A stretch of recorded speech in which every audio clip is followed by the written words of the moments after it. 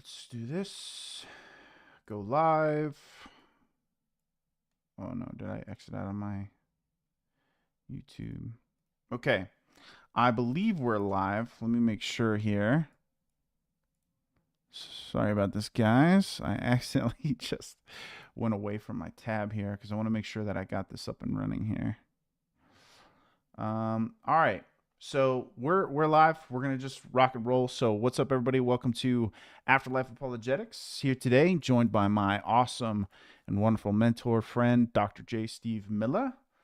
Go ahead and say hello, Steve. And Hello. what we're gonna do today, guys, is we are going to quite simply introduce to you guys my framework called GLOVE, GLOVE. We're going to introduce that framework today for why I think, and this is the really ambitious part, why I think Christianity is the only explanation for near death and afterlife experiences. And I know that's a big boast, and that's my boast. That's not Steve's boast. I'm going to be defending that over these next 7 episodes. So today what we'll do is I'm going to introduce what GLOVE is, how you guys should look at it, think about it, and why I think I can make that statement. And then over the next 5, I'll introduce to you guys each finger of the argument. So GLOVE, so to think like a hand, and we'll get into that a little more. But again, each finger will get its own episode, and then we'll do a wrap-up, summary, conclusion of why I think I can get all the way to the point to say only Christianity can properly explain these experiences. None of the others can. All right. Steve will be able to either choose to be an interlocker or maybe a commentary. He gets to kind of pick and choose whatever hat he wants to put on, and I've instructed him that's exactly what I want him to do. And of course, you guys, I would absolutely love if you guys feel like there's something, a weak point in the argument, or perhaps I'm making a point and you don't think I can substantiate anything like that. Feel free to comment. Right? I would love to engage with those comments later on down the road. Maybe like a Q&A or something where I'm engaging with those comments. So if you guys are in fact concerned that I missed something or that I may be jumping to conclusions, feel free to comment. I would like to back all this stuff up with just good thinking, some good evidence, some of which I will say we have covered up to this point. So I won't necessarily be defending near-death experiences themselves as a valid line of evidence. I'm going to take that as an assumed position. So I'm going to, if you'll allow me that. And the reason I'm doing this, because we have 26 episodes up to this point, kind of laying the foundation for that. Okay, guys? And Steve has kind of done a lot of the work up to that point. So at this point, I want to kind of take that evidence and I want to kind of build off of that foundation and off that evidence to get all the way to the point where I tell you that I think Christianity is in fact the only proper worldview to make sense of these experiences. Is that making sense so far, Steve? Anything you think I ought to add to that, or? That makes sense, and probably the way I would put it, if I were presenting it, is I would say it makes the best sense of all these, since our knowledge is always we see Sure. through we see through a glass dimly, and but go ahead. That's a good way to put it. You're going to defend that, put your view out there, and let's go with it. Yeah, okay. And allow me to use some illustrations to kind of help further my point, because Steve makes a good point there in terms of how you would perceive information, right? And so let's start with a few examples. All right. First and foremost, think of near-death experiences as these phenomena that require an explanation. And so GLOVE was developed as a means of, if the experience is the hand itself, right? The hand, then the glove that goes on that hand would be the worldview that makes sense of it. And therefore, the glove would need to fit all 5 fingers. Otherwise, it wouldn't be a sufficient explanation for the experience. It would need to explain the 5 fingers.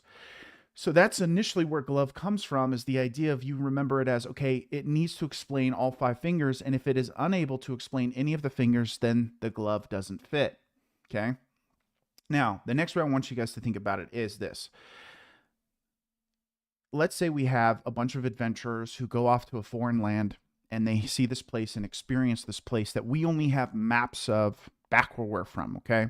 So these adventurers go off to this foreign land, they experience this place that normally people don't come back from, but then when they come back from this place that they visited, the thing we want to do is we lay out all these maps in front of them and we say, okay, based off of the maps that I'm showing you now, which of these maps most accurately represents what you saw over there?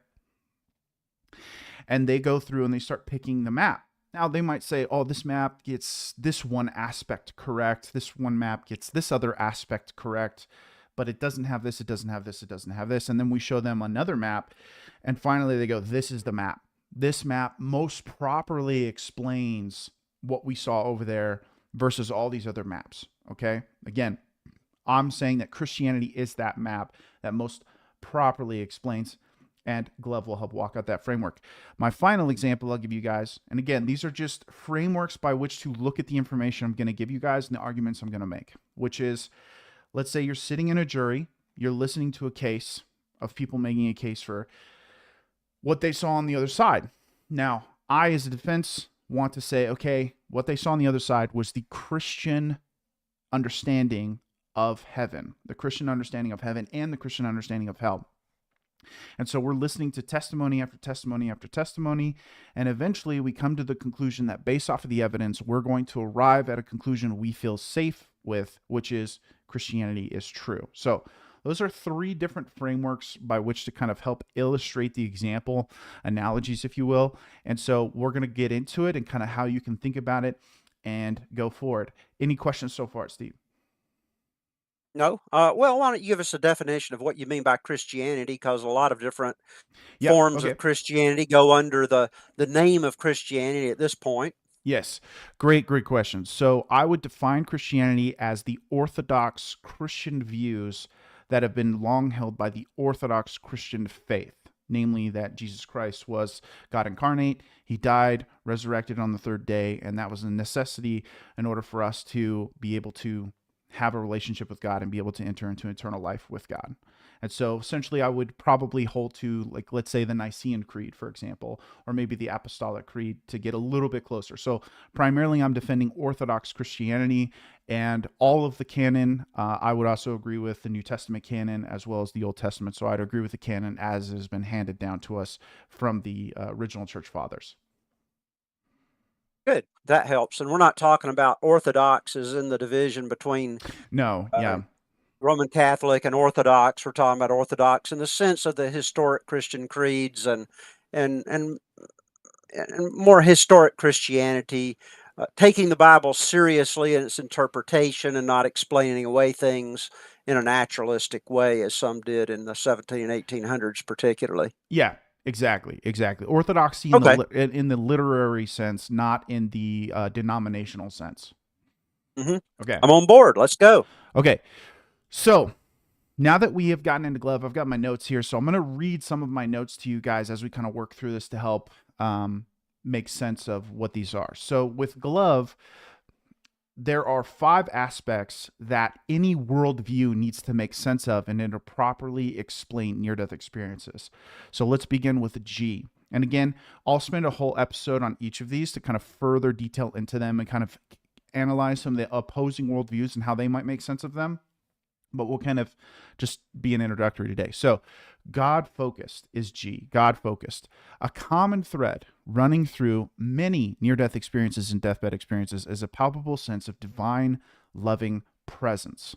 This presence, often identified as God or a presence of light, serves as a cornerstone of the experience. It's a point of illumination, guidance, and reassurance, transforming the near-death experience into a spiritually profound event. This aspect aligns with the Christian worldview that emphasizes the centrality of God in all aspects of life and beyond. The God-centered nature of these experiences challenges secular and atheistic perspectives, prompting intriguing questions about the nature of the divine and the reality beyond our physical realm. So G comes in and tells us there's always a God figure. Not always, excuse me. I don't want to speak in all-encompassing terms here. There's, we'll say virtually always, or most often, a God figure in these experiences that is mentioned. And sometimes they'll call him Krishna. Sometimes they'll call him Jesus, or just whatever their worldview might have them interpreted as. But they always understand that as the central figure. It's all about that. Okay. So that's G. So you would say that in a what you're saying is not necessarily that people are seeing the Krishna with, as the Like the when likeness of when Krishna. people yeah, the likeness of it, Yeah. and others are seeing the likeness of Jesus or something. But No. whenever somebody says that they saw this being of light, typically they're taking it as whatever their culture Right. calls the highest god in their culture. So a Muslim may say Allah just because that's what they Sure. called God. Okay, Yeah, it's not because they saw and him. like maybe like a Greek would call it Zeus. A Norse would refer to him as Odin. Just whatever character sits at the top of the power hierarchy in their worldview is typically what they'll refer to it as. And so that's why Christians will either refer to it as God or Jesus, because we see those as interchangeable. Very good. Okay, L, which is love driven. Love driven. Many near death experiences and deathbed experiences are saturated with an overwhelming sense of, and this is important, unconditional love and acceptance. Unconditional love and acceptance. And I emphasize that because when we do get to L, you guys will see why unconditional is so very important for the argument. This love transcends earthly definitions. It embodies a divine cosmic love that transforms hearts and souls. Okay, and I'm really wanting to focus in on the characteristics of love because, as we know, love can, in a sense, be I can love ice cream, but not like I love my daughter. Okay, and so there can be ranges of this love, and so an intense, transformative spiritual love is unique characteristics of it that we can't just chalk it up to something else. Okay, and that's part of the centrality of the argument. It's a love that echoes the agape love that's described within Christian scriptures, which is selfless, boundless, and unconditional. As we contrast this with other worldviews, we will explore how they define and depict this profound sense of love and acceptance. Okay. Anything on that one, Steve, or no? We're going to move to O. I would just say that both of those are backed up by Moody and others that have done research on establishing the core experiences. These are things that anybody who's been studying near death experiences for any time, they're going to say, in fact, one of the researchers says that this experience with the being of light or God is really the most important part of the experience. So Mm-hmm. that's very much central to the experience. Love is very central to the experience. We're not into anomalous things here, we're into the core.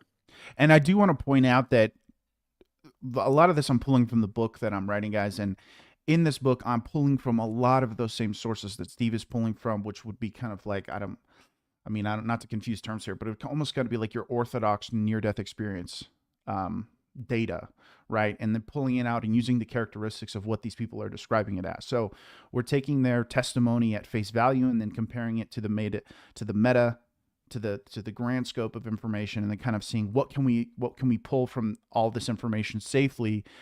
Same way we would look at the testimony of thousands of witnesses of an event that occurred, and then saying, okay, based off of the testimony's witness, this is what we can safely say about the event. So we've got almost 50 years of research behind us since Moody published in Right. 1975. I think one of the biggest needs at this point is for people to say, let's take this core, the things that we found over and over in these 50 years, and let's put it in a way that we can remember it and we can get a handle on it. And so I think that's what you're doing. That's why this is so important. You'll read a 250 or 300 page book by me, and you come out with bits and pieces of this and that you remember. But putting in a glove, if I agree with the way you're going with this thing, I'm going to say, wow, this is really important for near death studies. Excellent. Okay. O, we're on to O. So we've done G, L, and now we're on to O, which is otherworldly. Otherworldly. These experiences often involve a journey or movement to a different unearthly realm. Experiencers describe stunning landscapes, celestial music, and encounters with a being of light.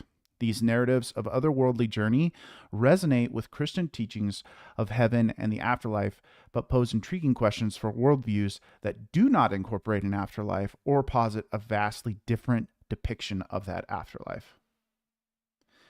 So Very again, good. They think they've come out of their bodies. They're in a different world, whatever you call that, whether you call it heaven or the other side or a paradise. vestibule of heaven or Yeah, paradise or right, they're somewhere outside of this normal world. right. And so we need worldviews that can make sense of this otherworldliness that they describe and encounter, and leave such an often impacting mark that it wasn't like they were here and out of their body. They were in a completely different realm, a completely different reality, and that's an extremely important aspect to consider. Okay, moving on to V. So we've done G, L, O. We're now into the V, which is vivid. Vivid. Far from being foggy or dreamlike, these experiences are marked by a vivid, lucid consciousness. Experiencers report a heightened state of awareness and recall their experiences with remarkable clarity. This sharp consciousness during NDEs and DBEs, which often occurs when physical awareness should be severely diminished or even absent entirely, raises compelling questions about consciousness and its relationship with the brain. So therefore, yeah, go ahead, Steve. And the more you think about that, this really needs to be thought through because I read an experience of somebody yesterday who was saying, I had this near death experience when I was much younger. I mean, she was married and had children, but she almost died or did die temporarily. Had this experience on the other side. Years later, her daughter mentioned that, well, I'm an atheist now. And she listened to her for a while and then she said, shut up.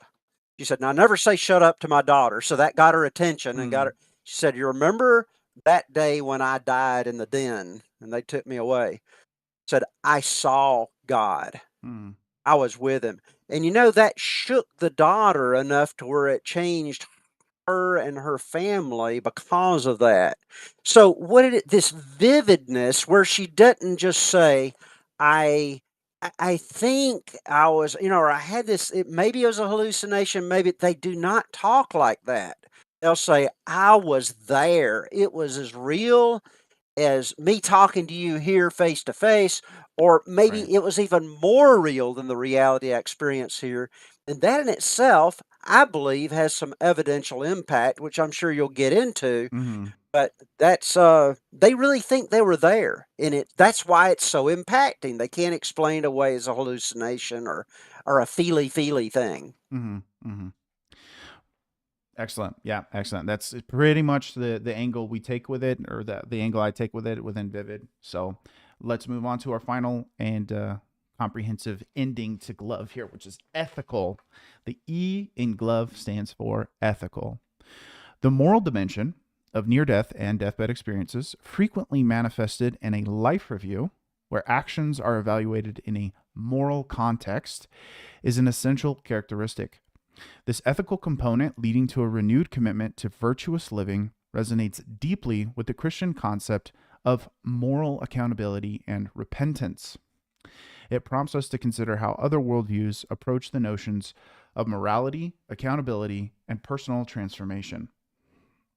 And so, within ethical, and this one is probably one of my favorites out of the five. And the reason it's one of my favorites is because it requires us to have a worldview that can make sense of things like love being the number one thing. And I think that this is taken for granted in a Western framework, in that we think that love is just, oh, it's important, and love trumps all things, and love is really important. But I don't think we understand why that is, right? And again, I think it's because we live on the bones of giants in Western civilization. We have this Christian worldview that's been handed down to us, and so we don't necessarily really come to this table thinking about why that is, because love requires us to sometimes do things that logically don't make any sense, right? And so I think from an ethical standpoint, this is also an indictment on worldviews where love is all that matters. Well, clearly not, because love isn't the same in all worldviews and how it's defined, as well as when these life reviews happen. There are clear, present judgments that are happening in those life reviews, both by yourself and this being of light. So it implies that there is a right way and a wrong way by which to live this life. And therefore, when we start looking at what is the right way and what is the wrong way, and we start looking at worldviews and how they approach that, it starts to become pretty clear and present which worldview has made the quote unquote right way its central message, while the others have focused a lot on, I'll give you a hint, religiosity, for example. Do this the certain way and the certain practice and the certain frequency, versus that's not at all the ethical transformation these people come back with. They come back with an ethical transformation of the character by which I carry myself with is the central and most important figure, not necessarily how that character plays itself out in activity. Which is exactly what Jesus struggled with in his life, talking to the Pharisees and Sadducees, the religious leaders of their time, trying to say, listen, you're tithing, dill and cumin and all this stuff. You're doing the religious stuff, but man, your heart is not there. And the main thing is to love God and love people. And if you miss that, you've missed everything. And so I think we see this in near death experiences over and over and over, that love is the main thing. But that does not mesh well with certain worldviews, like those that hold to relativism, that there really isn't any Right. ultimately Right. right or wrong. In Marxism, particularly, where it's really the forward movement of this economic thing and setting free the people Mm-hmm. that are under, but the love, you could kill millions of people, Mm-hmm. and in order to reach that end that they think is a good end, so that loving people right now where you are, loving your neighbor, is just not central to so many worldviews. So if near death experiences were informed by what our expectation is that we would be judged on, I think people would be more likely, even in America, to say, well, I need to up my grades, or I need to get a better job. I need to empower myself by Mm-hmm. doing this rather than spending so much time on my cell phone. And those would be the big things that people become aware of, rather than who did I help at school today? Mm-hmm. Who did I let's look for some people that are hurting and see if we can help them. How many parents drop off their kids saying, "Who did you help today? Mm-hmm. Brother, how did you do in that math class? We got to get that grade up." Yeah. I, So, yeah, this is unexpected. Glove is unexpected, but it's there. Which worldview best fits it? We can't ignore that question. I mean, it sounds mean to some people. Well, you're going to say that something's more right than another, but absolutely. you Yeah. can't you can't you can't escape that question. You wouldn't believe everything that certain worldviews taught, like sacrificing your children on an altar or something. There is right and wrong. There's better in religions and worse, and that's what you're out to show, that this glove fits. Yeah. And to kind of to speak to your point of almost in a sense like alienating other worldviews, I think we can have that perspective from, that's kind of an ivory tower perspective in the sense that it's like, oh, well, each worldview is valid. And it's like, no, the worldview isn't, each worldview isn't valid, but the person who holds that worldview is valuable. And I think we get those two confused of, we try to integrate this ideology with the person who holds it, and it's like I can say this ideology is incorrect while still validating this person's value, right? And so it's like I don't have to throw the baby out with the bathwater. I can separate the two and say, hey, the ideology is poor, but the person is still valuable, and I can respect their want to hold that worldview, but I can disagree with that worldview. And so, and also with like the reason I use the map analogy initially is because I want people to understand there are real consequences to using a bad map, right? If you're navigating treacherous terrain and you go right when you should have went left, and then your wagon falls off. We just got done watching 1883, and it's like having a bad map can very much lead to real world consequences, right? And so it's just like saying all the worldviews are basically the same is like saying all maps are the same, and that's obviously false, right? And so I focus in on that analogy to kind of help our listeners understand that if if you think near death experiences are a good form of evidence, then there are real consequences to having bad worldviews. And near death experiences are proof of that because there are good experiences just as much as there are bad experiences. And I have the glove framework also worked out to fit onto negative experiences. This is just, bear in mind, this series right now, this will just focus on good experiences. And the reason I wanted to focus on good experiences first is simply just because we have more data on good experiences than we do on bad experiences. Not to say that I couldn't focus on the bad experiences, but I'm just saying I want to start first with the strongest position, which, Steve, my question to you is, now that I've kind of laid out the five fingers of the argument, do you feel that those represent kind of some of the most important characteristics that are reported within the studies that Moody and I've got Moody in here as a source. I've got Grayson, Moore, Costello, Van Lommel, J.R. Knows. I've got a lot of these kind of really foundational works as the solid kind of base of why these are so common and why I'm pulling them. Do you feel like this accurately represents the breadth of near-death experiences and kind of what five really powerful characteristics of them would be? Honestly, it's been a while since I read your manuscript, and you've developed it since then.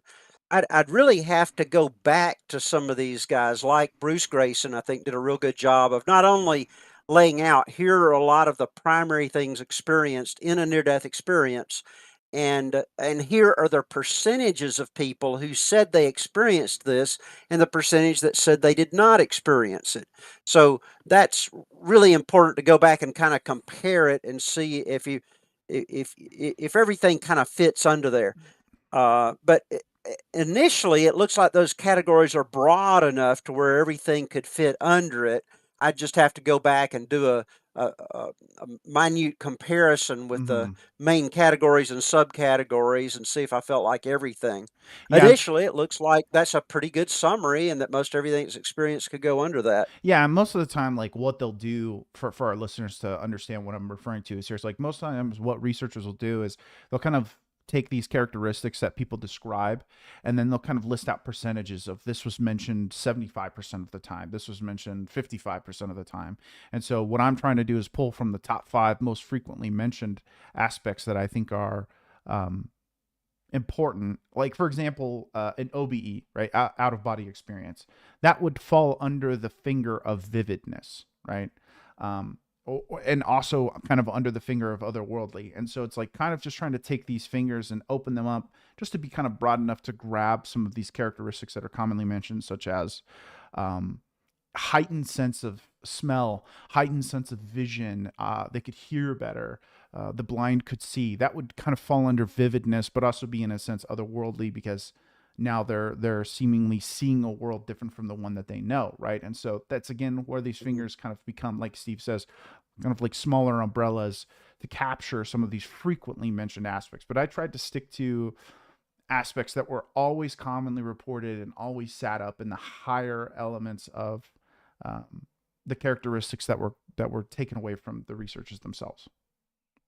Where would you put, for example, the return, where they get to the other side, they're about to come back, and Yeah. they have a discussion with an angel or God and say, do I need to stay here and go ahead and die and go to the other side, or do I need to come Mhm. back? And they have a discussion.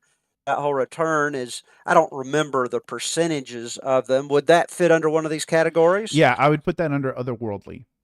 So Okay. within otherworldly, That's true. Okay, you're in yeah, the other world yeah, and you're deciding where to come back to this. Okay, that fits. yeah. So like returning, like using the language of I had to return to my body, I think implicitly has this characteristic of you were somewhere different that you had to return from. That's how we would use that word, right? And so under otherworldly, I have noted these experiences often involve a journey or movement to a different Mhm. unearthly realm. And that's sometimes mentioned too, Steve, is where they'll say something to the effect of it was dark, but I could tell I was moving through a tunnel. And it's like, yeah, you can simulate that in real life as well. It could be completely pitch black outside, and I can put you in a fast car and take off, and you would know you were moving just by the feeling of movement. And so in that same sense, sometimes people will refer to things like I could feel my body moving somewhere. That would fall under otherworldly in that sense, even though they're not necessarily describing another world. Sounds good. And then peculiar aspects that are really there a large percentage of the time, like there's an alteration in time, for example. But I think that would go under the otherworldly as well, Yeah. because that's something that time is one way here, it's different over there. people, they feel like time stopped almost. Hmm. So I think certain ones of those fit under it as well. I'm just kind of thinking through the main characteristics, Yeah, but yeah, and I think this is good. and I would say, like, for that one, for example, that one would hit two for me, which is vivid and otherworldly. And the reason I would say vivid is because for anyone who's ever been drunk or been under the influence of drugs, you'll notice that your conception of time becomes worse. You're not your ability to perceive time and how it's kind of acting, it either slows down or speeds up. You don't have an accurate perception of time. Whereas I would say in these experiences, they have a very marked understanding of time and how it's actually working around them. Either it's being suspended. Normally they refer to it as being suspended. So I would mark that as vivid to notice that. Because again, I want you to go back to experiences where you were foggy, you were sick, you were anything that kind of took you out of a sober mindset. Anything.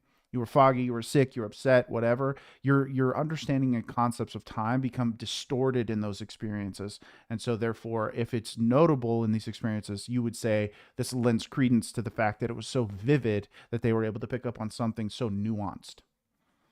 And the hyper consciousness fits right in there with Exactly. vivid as well. Exactly. That it's like if you pass out, immediately you start feeling foggy and weird and confused about things.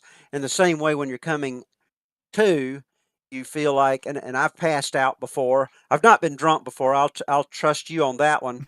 I know it sounds wimpy, but I just never liked beer when I first tried it, Mm. so I just never went that way. Who Yeah, knows? I But can I can tell you from my time as a sailor, there was many a night where loss of time was was a happening. factor. Yeah, I'll yeah, trust you on that one. yeah. And but the consciousness thing is that's very distinct, with this, to have a more vivid conscious at a time when you think that you should be experiencing less consciousness, if Mhm, any. So mhm. yeah, all the areas, the main areas that I see, I think you can include them under that, and they all seem to point toward some worldviews and much better than others.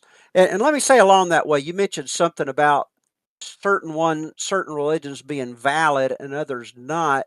Sometimes some may take that as an either or type thing, as if there's nothing good in Islam, everything's No, no, good no, in no. Christianity. And I think what you're saying is that you know, overall where it's going, there's a lot more consistent with Christianity in your mind than others. I agree with you. Mhm. And I teach introduction to religious studies, and to me, I find a lot of very positive things in other religions.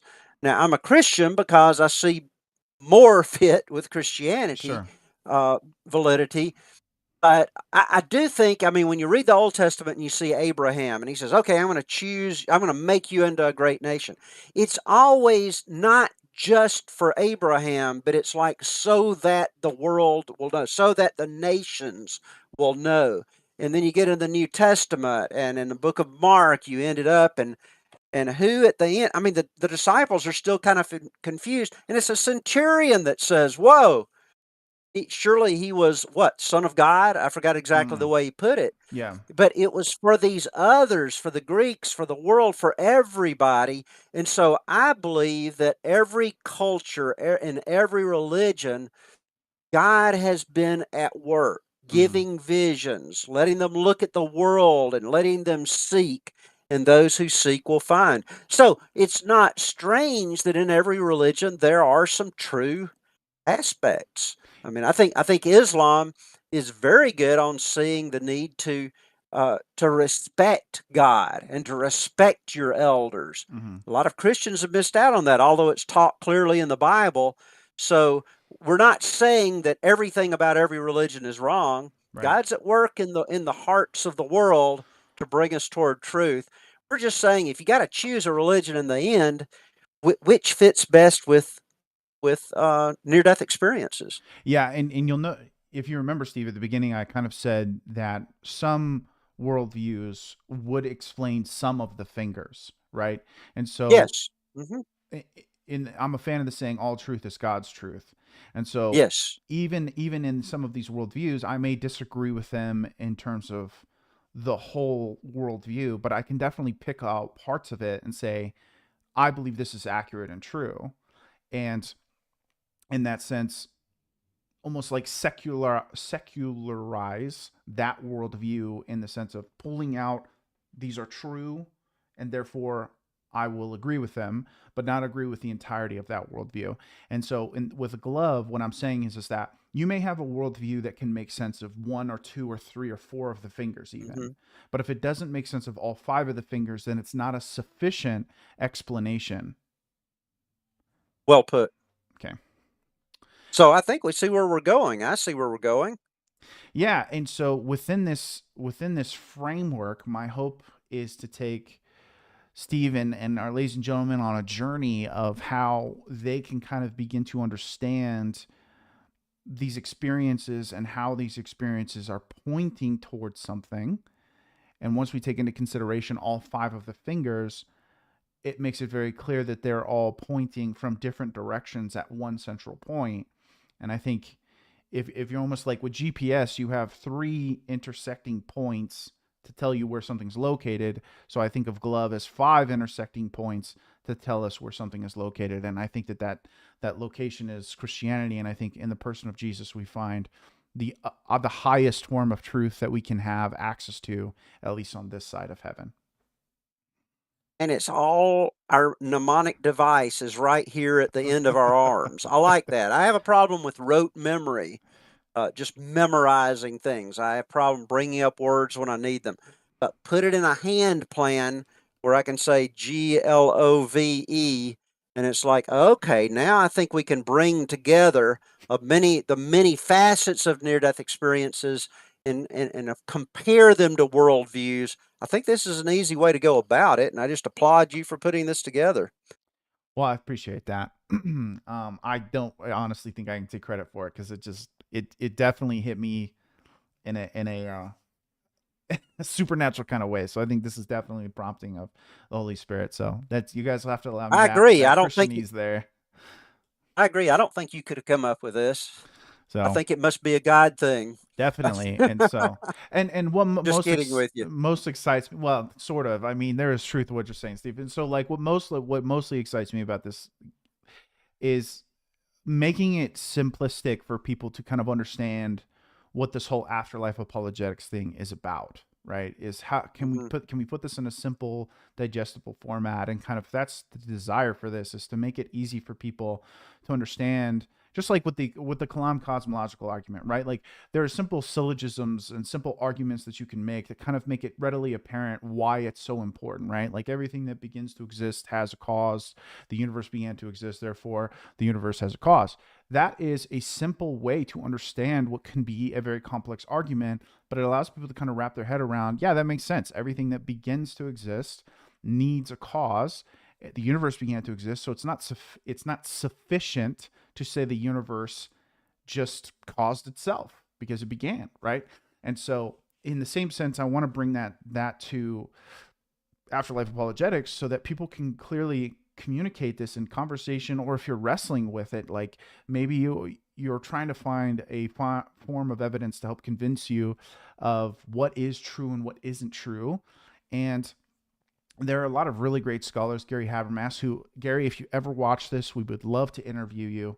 I know Steve and I would both love the chance to have that conversation with you, of just how near-death experiences are a great form of evidence to, at bare minimum, establish the supernatural, establish the miraculous, and then it allows things like the story and the New Testament to have a lot more room to breathe, in that you can allow the supernatural back onto the table, and you can say, okay, look, let's look at the evidence we have. Let's look at the testimony and the historical evidence we have for the New Testament, and come to the conclusion that this Jesus guy did in fact die, and all evidence points to him actually resurrecting from the grave. The only really valid argument you could lay out to say that he didn't would to be kind of a naturalistic perspective, to just simply say, well, dead people don't raise from the dead, and therefore Jesus didn't raise from the dead, so there has to be some other explanation, which I would agree with you, provided we didn't have a supernatural explanation on the table. And again, to say that modern day evidence such as near-death experiences validate this supernatural perspective lends credit to Jesus rising from the dead being the best explanation. So that's kind of how I see them interweaving with the modern Christian worldview, and most notably with the resurrection argument, which is the most central argument of Christianity. As Paul says, if Jesus isn't risen from the dead, then we're still in our sins, and basically, like, live your life how It's you all in want. vain. Yeah, exactly. And so I see this as a great way to kind of tie on to, just like Habermas has done it, but kind of adding that validity of, I know Habermas has said that he doesn't think you can get all the way to Christianity. I respectfully disagree. I think you can get all the way to Christianity by using the glove framework, and that's what we're going to walk out in this series. So I hope, ladies and gentlemen, you are just as excited for the series as I am. I'm super excited about it because I've made Steve do a lot of the talking, so now he gets to kind of pick at me and Oh, kind this of is fun. go back and forth. It's But like a doctoral dissertation. I'm on the committee. I get to yeah, fire questions at you. I would But love that. let I me would love that. clarify about Gary Habermas. So Oh, the way, please, please. so what, and I think you can tell about the video you just heard of him being interviewed. So he just came out with volume 1 of his magnum opus on he studied the resurrection all his life. Very well recognized scholar in that area. So like this first volume's like over 1,000 pages, Mm-hmm. right? And 1100. Yeah. but in this interview where he's giving summation, he mentions the importance of near-death experiences for establishing that the supernatural is still evident in this world. We don't have to go back to the New Testament to see if there's supernatural. We see supernatural things going on now. For example, near-death experiences, which have been well studied over the last 50 Mm-hmm. years. And thus, when we do our history, our historical work, and we see there's good historical evidence for the resurrection, when somebody comes back and says, yeah, but there are miracles back there. I mean, we can't believe that. We don't believe in that anymore. He'd say, no, wait a minute. There are miracles. For example, and he Mm-hmm. uses near-death experiences to get us to the New Testament claims, which brings him to the truth of Christianity. Yeah, and I think if you And don't, again, that's why it's so important for us to have a simple plan yeah, where we can yeah, say, okay, God, love, otherworldly, vivid, vivid, ethical. ethical. Okay, and I count like Europeans starting with a thumb. I don't know how you do it, but we but that I makes do it with it the thumb. Yeah. manageable to where we can talk to others about it and engage in conversations. Yeah, exactly. Exactly. And my note to our listeners is that if you don't find the evidence of people dying, having these experiences, and then miraculously, easy for me to say, recovering under heavily documented and measured circumstances, a medical setting, which I don't know how you can get much more measured than that, right? If that's not enough of a line of evidence for you to establish the miraculous, my question, and my genuine question to you is, what is? Do you have a realistic standard of evidence required for you to come to the conclusion of anything being true, much less your own consciousness being valid? So I would just push people who might say something to the effect of, some, I hate this one. Great claims require great evidence. I think that is a convenient thing to say, but I think you need to define what great evidence is and what great claims are and what makes them great and why you think that that's an acceptable parameter to place on great claims to begin with. I just think there's so many begging the questions with that statement that it's just not really a realistic thing to come to the conclusion of. I think good evidence is good evidence, and some good evidence leads to conclusions that are aligned with our worldview, and I would say that about it. And those are easy to accept, versus some evidence leads us to conclusions that don't align with our worldview, and those are the ones that are challenging to accept, the ones that challenge our worldview, even though they have good evidence. And I just asked the naturalist, what is your extraordinary evidence that everything can be explained in natural terms? Mm, I mean, give me yeah, that's a your great point. extraordinary experiment or series of experiments that proved that there can't be a supernatural and that everything is natural. But I think we have extraordinary evidence, or I wouldn't believe. You know, Mm-hmm. I believe in these things because of the evidence. I think that's very scriptural. I think that's what Jesus was pointing to in the Gospel of John when he said, without and unless they see, um, miracles, Yeah, they won't um, believe. they simply will not believe. He made that very clear in the Greek. So I think we're headed the right direction in looking at the evidence and weighing it, and we'll see where you go with this over the next few weeks. This will Well, take several weeks, right? yeah. This will definitely take us well into March because we'll do G next week, and then we'll do L, and then we'll do O, then we'll do V. Because we've done a brief overview of them today, but I want to get into them and discuss with you guys some of the specific characteristics that I'm assigning, for example, with God. Like, what are the characteristics that people are most likely to describe this being with, and then what worldviews make sense of those characteristics that we're getting. Again, think of it like this: if we have a testimony of eyewitnesses of an account, and we ask them to describe the man that they saw, okay, and they say 6'5", black hair, blue eyes, deep voice, wore boots, that would eliminate anyone who's not 6'5", who doesn't have black hair, who doesn't have blue eyes. And so it's in the same sense that when we look at the characteristics that are commonly being used to describe God's character, for example, that begins to eliminate worldviews that don't properly account for those characteristics. Very good. Cool. I'm looking forward to this. This will be a great several weeks. All right. All right. Well, with that, ladies and gentlemen, we thank you so much for your time today. We're going to go ahead and conclude today's episode. We will pick it back up next week, or we'll dive in on G. And I'm looking forward to having Steve push back on me and we get some great conversation like we did today. I hope you guys find this insightful. And maybe when we're done, you guys find this helpful to send to someone else who might be struggling with finding the truth, and where should they be placing their hope? Where should they be placing their beliefs and aligning their life? And so I hope that this, both of our hearts, Steve and I, have a deep desire of creating this to help the people who are wrestling with these questions, and they're looking for really good evidence to help them kind of come to the conclusion that this worldview is true, and now they can live their life in accordance with that worldview. And that's really our hope for you guys. And so if you find this helpful and you want to help the channel, the best way to do it is just simply send it to someone who you think it would help. That's really it. That's all we ask, is just send this to the person who you think needs it the most. Give them the medicine that you think will help them. And with that, we'll conclude today's episode. God bless. We love you guys, and we'll see you in the next one.